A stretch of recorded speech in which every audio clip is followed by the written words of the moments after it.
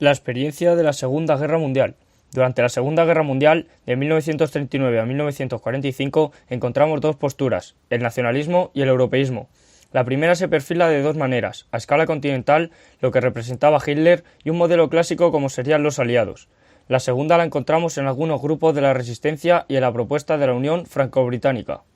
Desde la resistencia se rechazaba el sistema de los estados nacionales y la ideología nacionalista.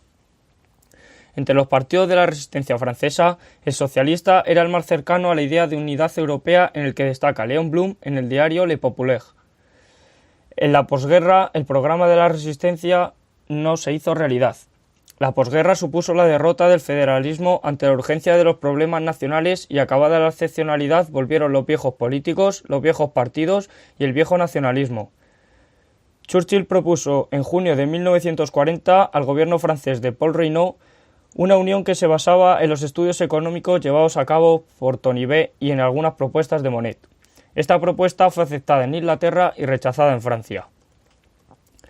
La propuesta de Churchill en 1946 fue la primera que conecta con la idea de crear un Parlamento Europeo.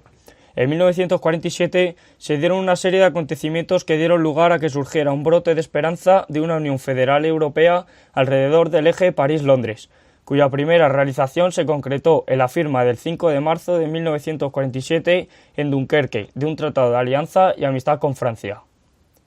Para algunos europeos esto supuso el inicio de una nueva aventura integradora. Un año después, la alianza franco-británica se amplió con la adhesión de los 3 países miembros del Benelux. Nació así la Europa de los 5, y con ella la primera concentración política de nuestro continente. Recibió el nombre de Unión Occidental y fue creada por el Tratado de Bruselas del 17 de marzo de 1948. Un segundo hito en los cimientos que se construyeron en 1947 fue el Plan Marshall, que fue una propuesta de los Estados Unidos para ayudar a Europa a reconstruirse tras la Segunda Guerra Mundial. Un tercer problema resuelto en 1947 fue el alemán. Los aliados entraron en el Tercer Reich sin ningún proyecto concreto. Durante la guerra se habían formulado distintos planes, pero ahora todo parecía olvidado. Alemania estaba destrozada. Las hambrunas, las enfermedades, el paro. En 1946 y 1948 se tomaron todas las decisiones fundamentales. Esto ofrecía nuevas oportunidades para la idea de Europa. No podía dejarse Alemania en la miseria y, al mismo tiempo, había que hacer todo lo posible para evitar el renacimiento de su nacionalismo. Por ello, la integración europea aparecía como la única solución. El cuarto acontecimiento del año fue la ruptura entre el este y el oeste, perfilándose así dos Europas. El Congreso Europeo de La Haya. Al fin, en 1947 se presenció una eclosión de movimientos a favor de la Unión Europea.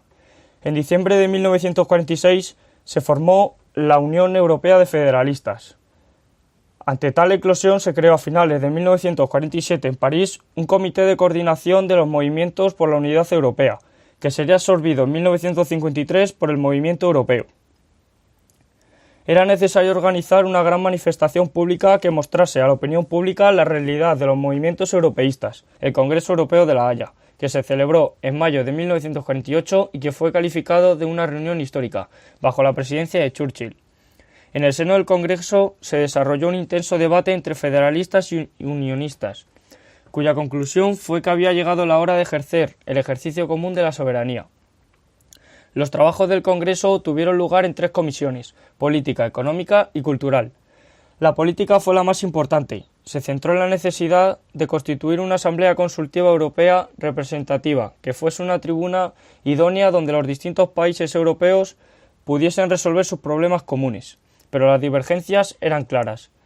Inglaterra se negaba a la existencia de una asamblea europea y proclamaba que había que contentarse con una simple Europa de los Estados, es decir, un encuentro regular entre los ministros responsables, a lo sumo, o una conferencia de delegados gubernamentales.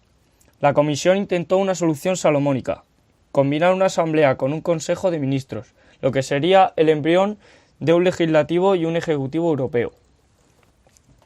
El Consejo de Europa. En mayo de 1949 se creó la nueva organización internacional, ya mencionada aquí, el Consejo de Europa, y en agosto tuvo lugar la primera sesión en la ciudad de Estrasburgo. Se trata de una organización internacional creada para intensificar la cooperación en tres ámbitos principales: la consolidación de la paz, la promoción del Estado de Derecho, la democracia y el respeto de los derechos fundamentales y el progreso social y económico. Se excluía lo referido a la defensa nacional. Sin embargo, en la práctica el sistema se hundió desde el principio. Las esperanzas despertadas por la primera sesión de la Asamblea no se realizaron de ninguna manera. Por un lado, los estados nacionales se rehacían con fuerza. Por otro, los británicos y sus aliados hicieron todo lo posible por quitar poder a la institución de Estrasburgo. Enseguida se comprobó que el verdadero poder continuaba en los gobiernos nacionales. El veto nacional no funcionó plenamente. Cada vez aparecía más patente el carácter consultivo de la Asamblea. Ninguna votación desembocaba en una decisión ejecutoria. En 1950 se produjo un hecho significativo: la devaluación unilateral de la libra esterlina, seguida muy pronto por todas las monedas europeas. El nuevo gobierno inglés rechazó toda renuncia de soberanía, todo ejercicio en común. Su lema fue esperar y ver.